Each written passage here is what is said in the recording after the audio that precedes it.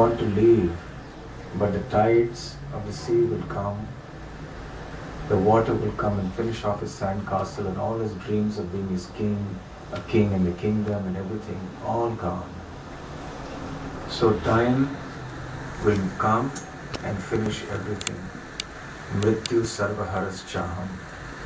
Lord Krishna says in the Gita that I am time, kalosmi, and I come as death to finish everybody's dream. So all our little dreams of being the millionaire, the billionaire, the number one, the number two, all our dreams of enjoyment in this world will all be shattered. So then the intelligent person thinks, is there a real world? Is there a real reality? Nowadays we talk about virtual realities, right? So is there something that is really real? So the Srimad Bhagavatam talks about that. Vastavam atra vastu shivadam tapatrayon mulanam. Vastavam atra vastu. This is a really real substance, and that is spirituality. The Srimad Bhagavatam speaks about Krishna, the Supreme Personality of Godhead. It speaks about the spiritual world which is far beyond this world. It speaks about the process of devotional service which is also real, which never ends. It speaks about the soul which is also really real. The soul is never destroyed. Krishna, the Supreme Lord, is never destroyed. The spiritual world is never destroyed. Parastasmat bhavanyo vyakto vyakta sanatanaha yasa sarveshu bhuteshu nashyatsu na vinashyati. Krishna explains in the Bhagavad Gita that beyond this world, this creation that the scientists can observe with their telescopes and instruments, beyond all these planets and stars and galaxies and suns and so on, there is another world, there is another dimension, and this is not science fiction, it is reality. There is a world which is eternally existing, and that in that world everything is effulgent, self-effulgent. Everything is self-luminous. You don't need electricity or suns or moons or fire. Everything is full of bliss, full of knowledge and eternal in that world, in that spiritual world. And when this world is destroyed, that world is not destroyed.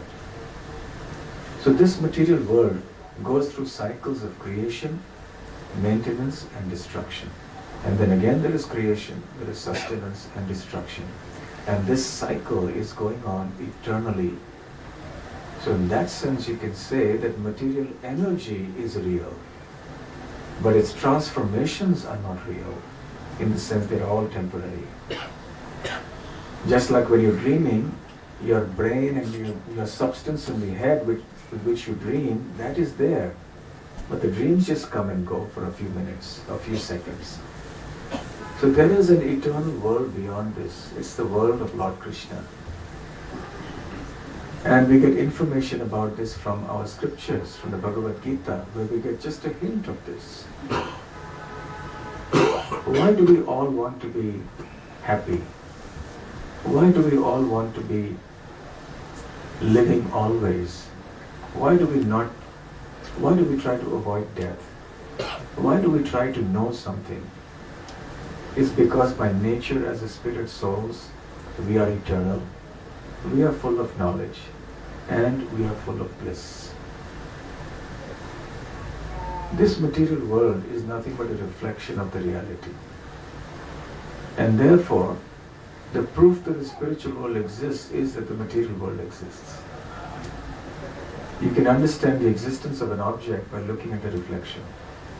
If you see variety in the reflection, you can understand there is variety in the object as well.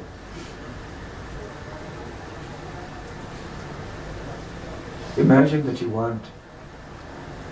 go to the bank of a river and you look inside and you find a nice mango in the water.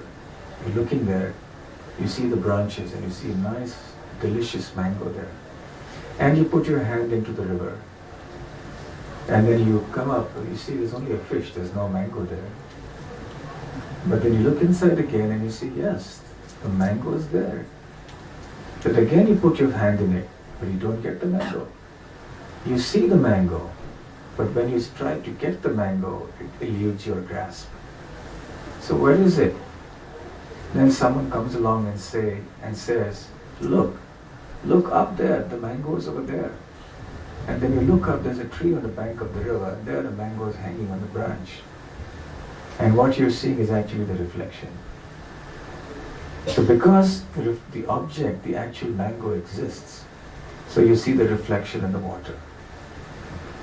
And when you strive to grasp the reflection, obviously you can't get it. But the fact that the mango appears there, and it appears so real, means that there is another object.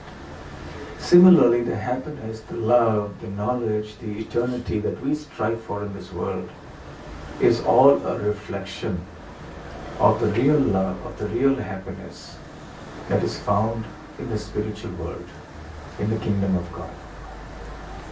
So we strive to find all these things here, but they forever elude us. They are always out of grasp. We struggle, I'll get it tomorrow, I will get it tomorrow, but we never seem to find it. We're always living in that hope that one day I will be happy. One day I will achieve my goals. Srila Prabhupada used to speak about the washermen in India. You know, they don't have too many washing machines in India. Nowadays it's starting, but traditionally a washerman would come and take your clothes. And then he would gather all the clothes from different homes, pile them up on the back of a donkey, which is a beast of burden, and carry the donkey to the riverbank. And then he would wash the clothes and dry them, and then bring the clothes back by evening. So the donkey if he's not very keen to travel or to move, what the washerman used to do is tie a stick to the neck of the donkey that extends beyond its head and dangle a carrot in front. So the donkey sees, that's a very delicious carrot for me. So if I take one step forward, I will surely get this delicious carrot. So he steps forward. Thinks, now the carrot will come into my mouth because I'm moving forward. Of course, he doesn't realize that every time he moves forward, the carrot also moves forward, because it's been tied to his neck. And then he thinks, okay, I didn't get it this time, but next step I'll get it. So he takes another step. Oh no, I didn't get it. Another, maybe this time surely. And this goes on all the way to the riverbank. And all the way, then he gets maybe a carrot at the riverbank. And the same story for coming back. And even then he may not get, so just for a whole carrot, he has to undertake so much of labor. So this is exactly the situation with us here. We are striving for this reflection. We are striving for this so-called happiness of this world, which seems so tangible and so real and so attractive, so pleasurable, so powerful. And then we strive to get it by any means possible. But then somehow we don't get it. We think, okay, but if I just do this, if I had a little more money, then yes, it could be done. If I had a little more of this, then I could do that. So we make plans and we make plans. And then one day we die and our plans are finished. The dream is finished. And a new dream begins when we have to take birth again. In fact, even from the time we are in our mother's womb, the dream has begun. So this is the dream we are all living. We are living for an impossibility. It may sound pessimistic. Oh, you people are so negative. They're so pessimistic about everything. Talk of impossibility. Impossible, after all, is a word in the dictionary of fools. So why should you say it's impossible? One day I will be happy.